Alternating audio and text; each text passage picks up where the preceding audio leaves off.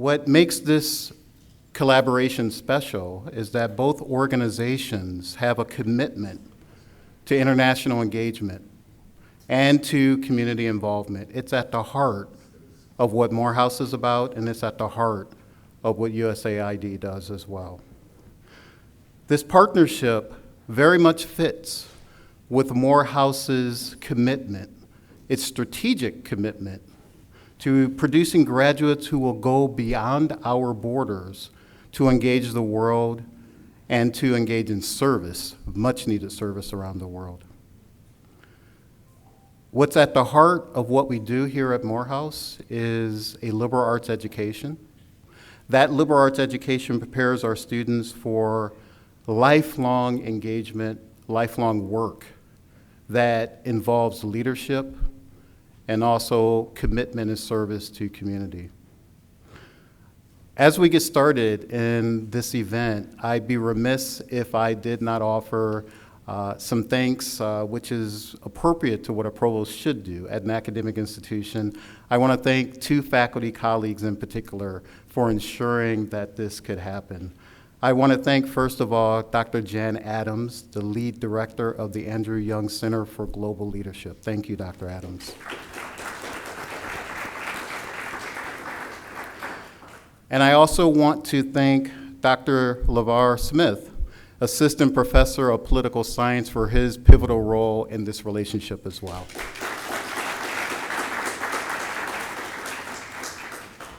So again, I welcome you all to Morehouse College. I'm pleased to have all of us here to witness this agreement, this partnership, and I look forward to hearing the words of the speakers that will commemorate this event. Thank you all and welcome again.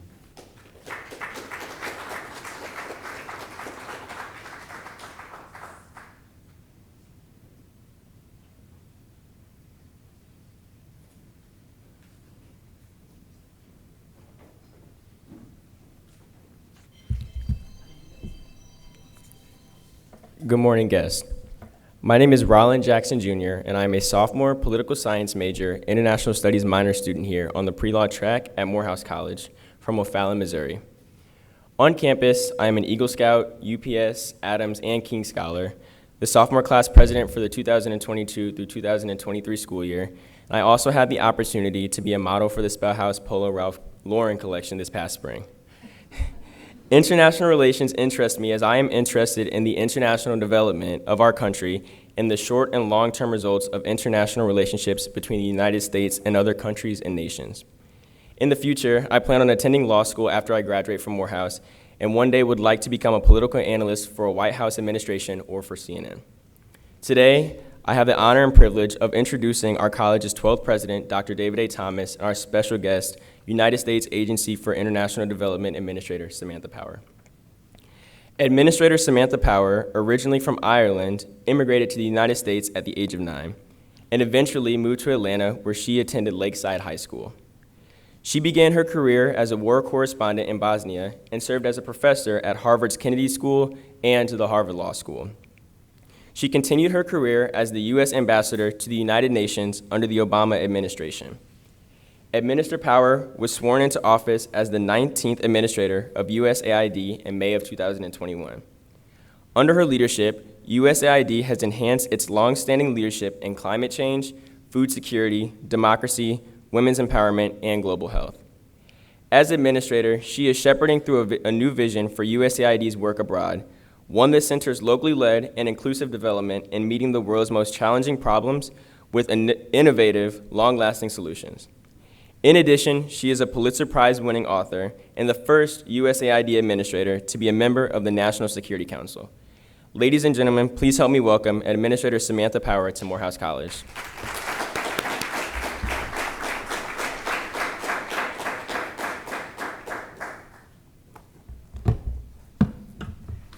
Good morning, everybody. It's so great to be here, to be back in Atlanta.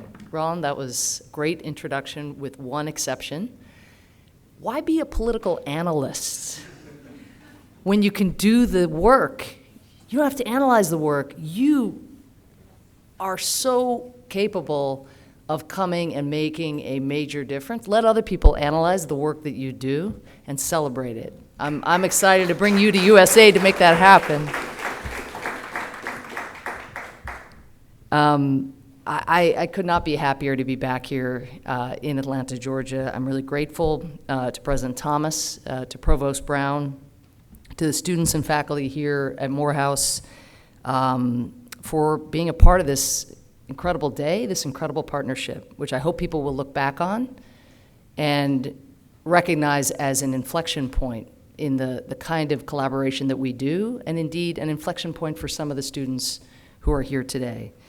I'm here to announce our new partnership with the Andrew Young Center for Global Leadership. This is a partnership that is going to expose students here to work that promotes global peace, promotes democracy and governance, empowers women, and tackles the most important generational challenge that Morehouse students face, which is the climate crisis, which touches on so much else that matters to your students and to your faculty, exacerbating poverty, endangering health, bringing about new diseases. There is so much to be done on climate change, and this is a campus where there is such talent and capacity for innovation and impact that we could not be more excited to work together. The partnership that we are initiating today, in some respects, is made possible by the continued efforts and support of the center's executive director, Dr. Jan Adams, as well as Dr. LeVar Smith, who helped shape the Memorandum of Understanding that we are signing today. So huge thanks to both of you.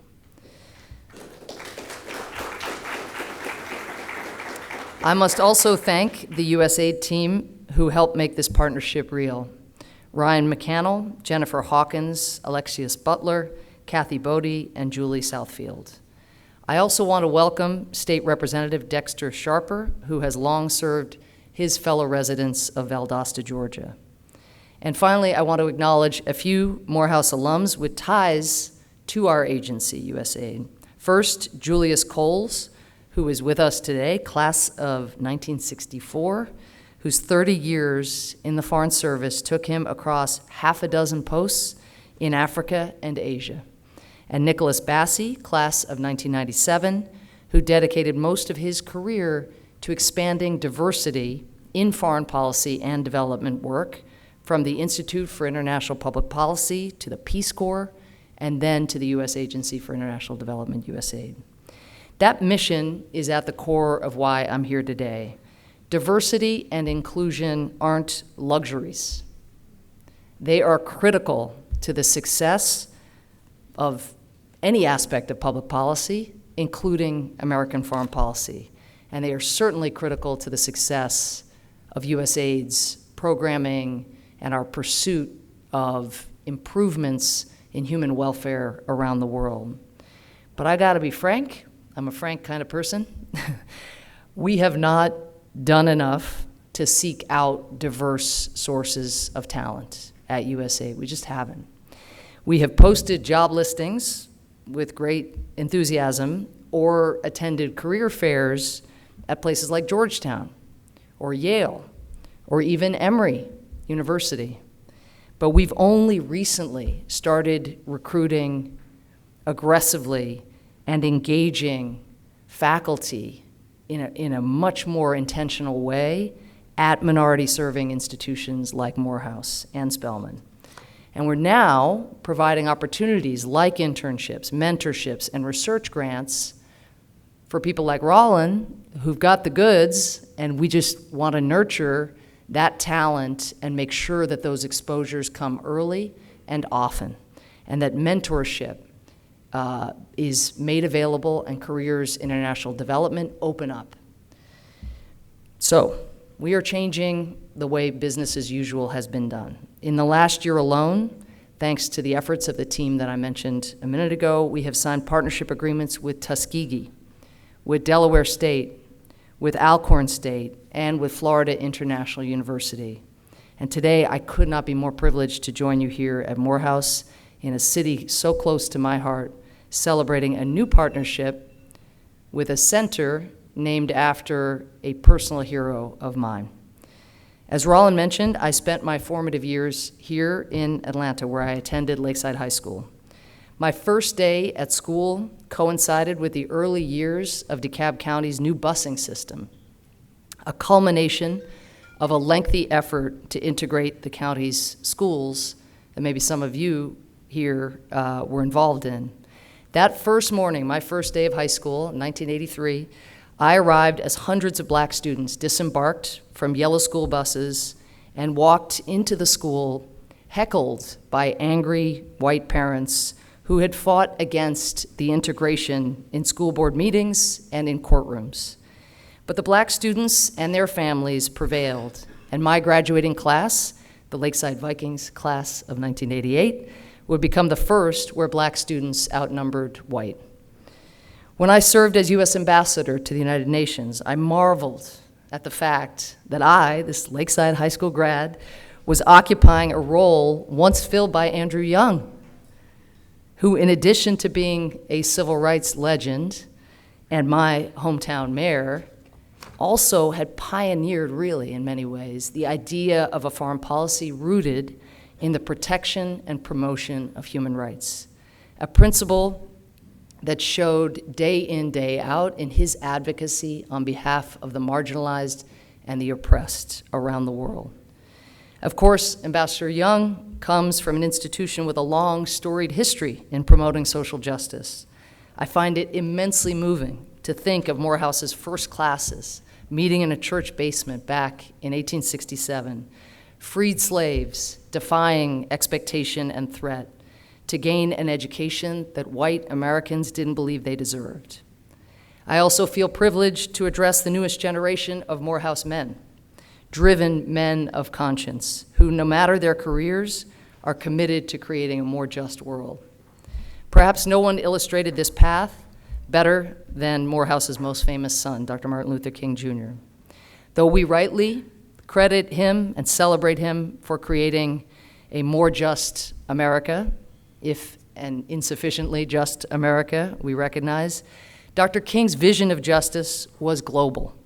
In a lecture delivered after winning the Nobel Peace Prize, he decried the evil of poverty that plagued the modern world and noted that in their struggle for freedom, Black Americans joined marginalized peoples across Africa, Asia, South America, and the Caribbean, all moving, as he described it, with a sense of great urgency toward the promised land of racial justice.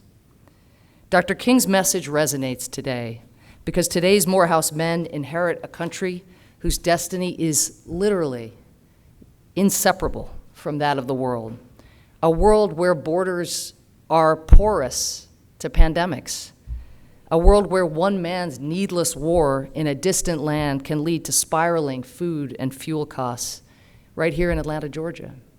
And we at USAID want to do all we can so that today's students have a path to join the fight for global justice. In the coming years, USAID is going to work with the Andrew Young Center to expand access for students and graduates to careers in international development and foreign policy. We're going to organize guest lectures and speaker series, sponsor capstone research projects, and organize on-campus information sessions where USAID employees can share their career experience with the Morehouse community. We're going to expand access to internships, fellowships, jobs, and faculty exchange programs. And we are going to create those mentoring opportunities between Morehouse students and USAID employees. The partnership is going to be coordinated by USAID's Bureau of Conflict Prevention and Stabilization, our brightest minds on preventing conflict and promoting peace. Core to those efforts are the promotion of human rights and the pursuit of nonviolent social change, as well as the fight for climate justice, which increasingly and alarmingly is a key driver of conflict around the world. And let me just take a moment before wrapping up here to say a slightly more detailed word about the fight for climate justice. For too long, Black communities have borne the brunt of pollution and environmental damage, including right here in Atlanta, as you well know, where a recent study showed that the neighborhoods surrounding Georgia's most hazardous waste sites are far more likely to be black. But they have also long led the charge against environmental injustice. Here on this campus, a new generation of Morehouse men is tackling the climate crisis with all the seriousness it deserves. These are students working to raise campus awareness of environmental issues and sustainability through clubs like Morehouse More Green, or joining a global network of Black sustainability practitioners through Black Sustainability, Inc. You're probably aware that something analogous to the injustices affecting Black and brown communities in America, something analogous to that is happening globally. Those who have committed the least to climate change, the global poor, pay the heaviest price. It is Pacific Island nations who have to worry about their land literally disappearing into the sea. There are countries right now thinking, how are we going to move our entire population out of the country that generations, thousands of years of people have lived in? How are we going to move every last soul because our island is disappearing underwater? And those countries have had almost nothing to do with emissions. Almost nothing, tiny countries, underdeveloped countries. It is farmers in East Africa who have to endure unprecedented climate-induced droughts and potential famine. It is families in Pakistan, Sudan, Nigeria who are forced to flee catastrophic flooding, whose homes and farms are just not built to withstand torrents of water. It is indigenous communities, brown communities, and yes, black communities who pay the price. And therefore, the fight for environmental justice has to be a global effort. While it hasn't always been the case, the United States has taken important strides to tackle the climate crisis. As you know, in August, President Biden signed the Inflation Reduction Act, which is going to invest $369 billion in addressing the climate crisis, the single largest climate investment in American history that is going to help us achieve a 40% cut in climate emissions by 2030. But climate change, again, this is just a great example of how connected we all are now. Climate change cannot be curbed by U.S. cuts to emission alone. And that's why USAID is actively engaged around the world, reducing other countries' dependence on fossil fuels. We're helping countries from India to Colombia install solar panels, modernize power grids, and access cutting-edge research and innovation in renewable energy. We're working with governments to pass laws to bring about a just energy transition. So it's not just working people who pay the price of that transition to a cleaner form of energy. In Southeast Asia alone, in the past 5 years, we've helped prevent the release of 93 million tons of CO2, the equivalent of pulling every car off the road in Australia. These are the kind of opportunities that exist for you to make a difference in the world, a difference that will have bearing here in the communities you come from at home. In order to advance their economic development and cognizant of our responsibility for such a large share of global emissions, we're also helping those communities most impacted by climate change adapt and build resilience. In the Amazon and the Congo Basin rainforest, we're working with governments so that local communities actually retain control over land that they have inhabited for generations, but that often others dictate what happens on that land. And this, it turns out, giving them that control, giving them those land rights, has proven one of the best ways to fight deforestation and pull carbon out of the atmosphere.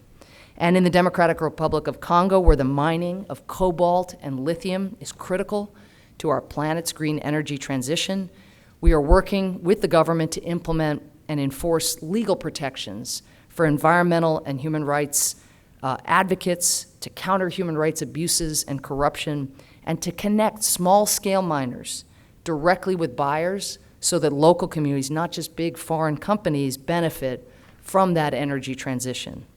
So whether you're fighting the climate crisis or helping build peace in the world's most conflict-ridden regions at USAID, you, Morehouse men, can apply your studies, your experience, and your fierce belief in social change to helping achieve Dr. King's global vision of justice. And when you graduate from Morehouse, as part of that newest, greatest generation, you will find a world immensely grateful for your contributions and for your leadership. As you choose your job, build your career, find your field, I urge you to remember the lesson that Dr. King wished to impart, that the American struggle for justice is essential, but is also a small piece of a global struggle for the same. At USAID, we are proud to be a part of that global struggle, and today this historic partnership between USAID and Morehouse represents our call to you to join us and our commitment to support you along the way. Thank you so much.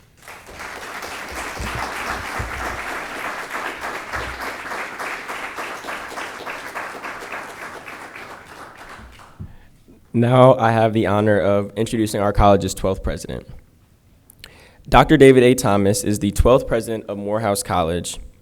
Dr. Thomas is internationally recognized for his expertise in organizational management and higher educational leadership.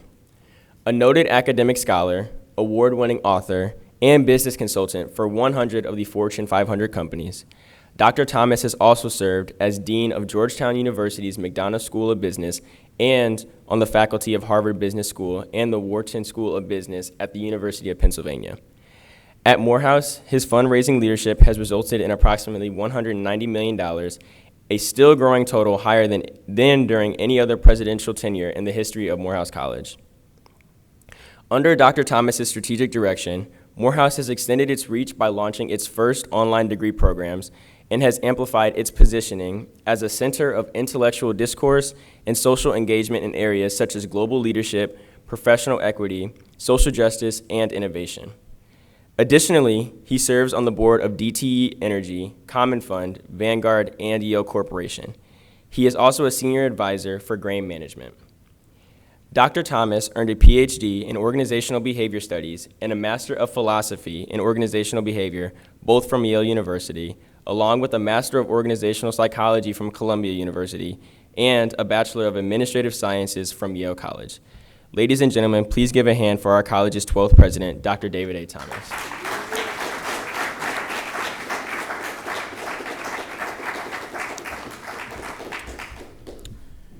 Thank you, Roland. Thank all of you for joining us, and especially you, Administrative Powers. I actually do remember, I was a few years ahead of you at Harvard. I remember you hitting the campus and everyone predicting that you were going to change the game, and you did. Your work and your reputation precedes you. So I will not be long in my remarks, but I will just start by putting them in context. I was actually supposed to be in another city this morning.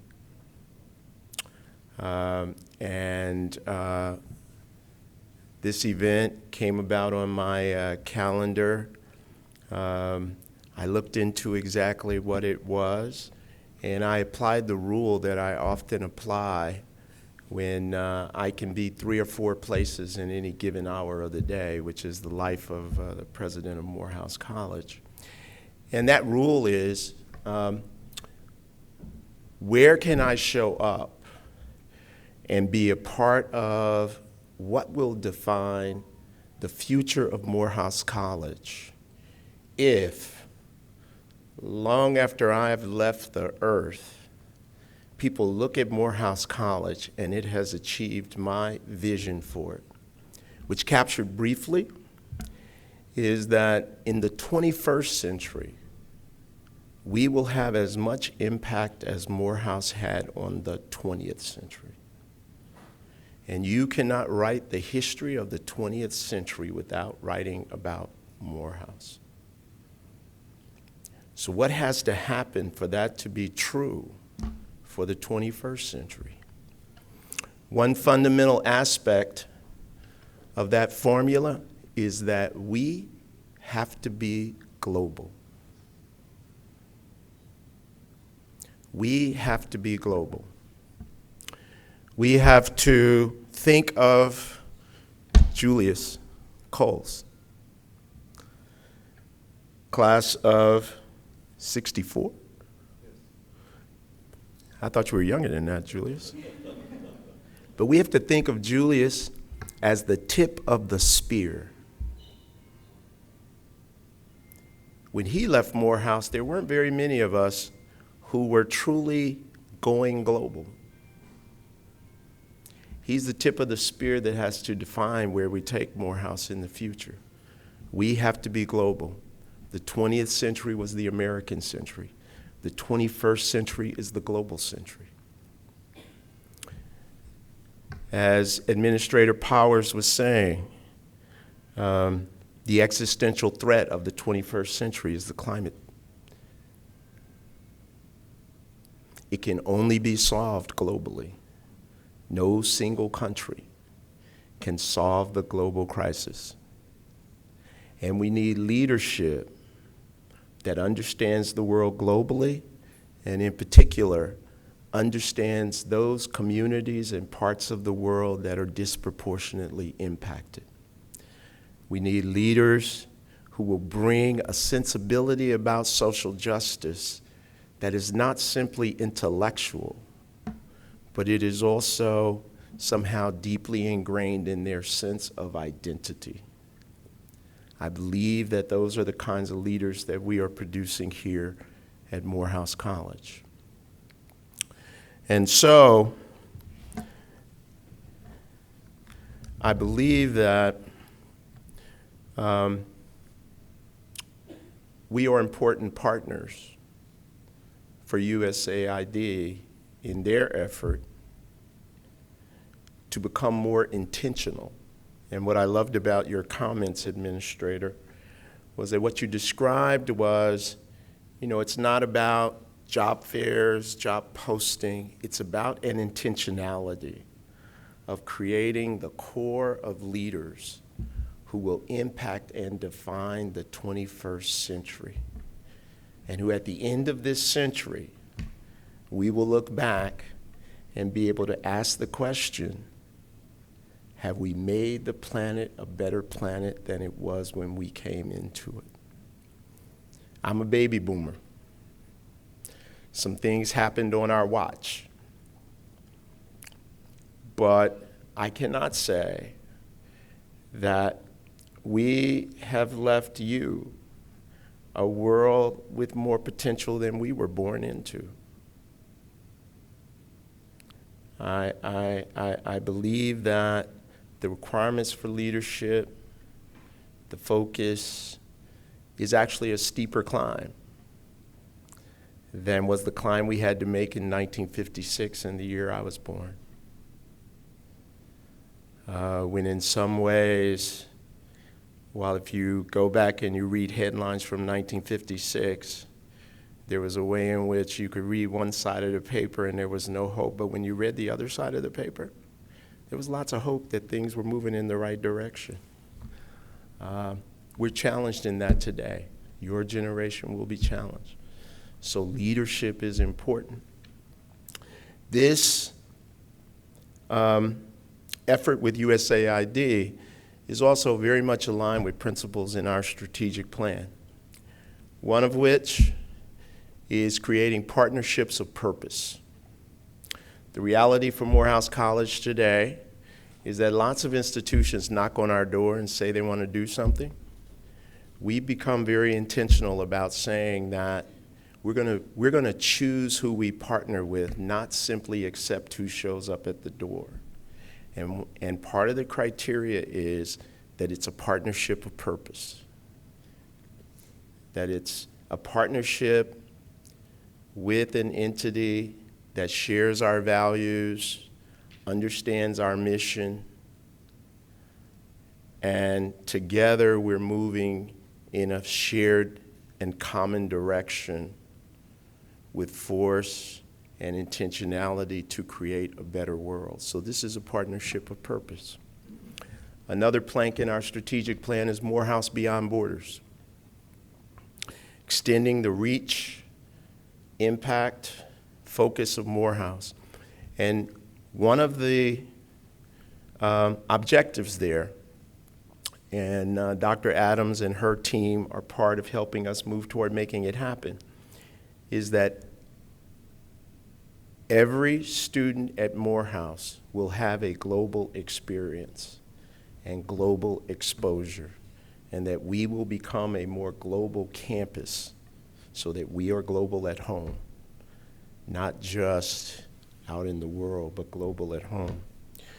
So this is very much connected with what I think is important for where Morehouse goes in the future if we are truly to deliver on what I think is our purpose for being and why we are relevant to the 21st century. I also want to recognize our students who've come today.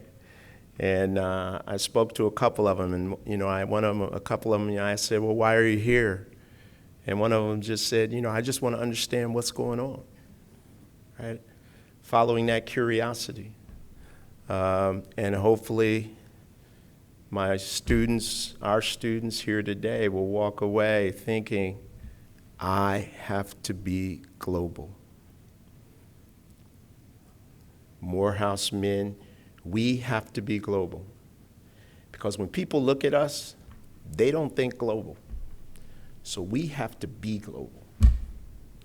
And that's what this is about from where I stand. And it's about defining the directions that the leadership of the 21st century should go in. And that's what Morehouse is creating every day that we wake up here and apply ourselves to the work. So with that, I will conclude. Rollin, I don't know if we turn it back over to you as the MC or where we go. Dr. Adams.